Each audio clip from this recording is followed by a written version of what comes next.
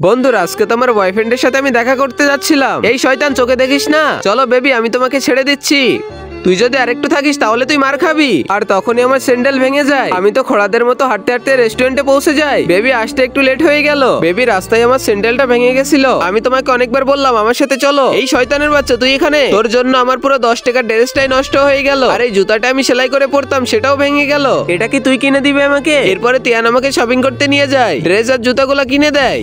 আরে ওয়াও, এই ড্রেসটা পরে তো একেবারে পেতনির মতো লাগে।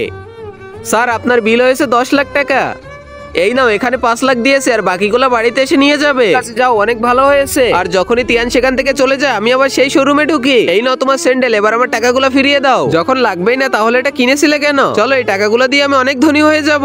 শালা পেতনির বাচ্চা, আমাকে ধোকা দেওয়া দাঁড়া তোর হচ্ছে। তখন তো আমাকে ভাঙা স্যান্ডেল দিয়ে হাঁটতে হলো। আর তখনই তিয়ান আমাকে কোলে নিয়ে যাইতে থাকে। একটু কম খাও, অনেক ভারী হয়ে গেছো। আর তখনই আমি দেখি, আর আগে মহান আল্লাহকে তুমি ভালোবাসলে লাইক এন্ড সাবস্ক্রাইব করে দাও। আর পার্ট 2 দেখতে চাইলে অবশ্যই কমেন্টে পার্ট 2 লিখো।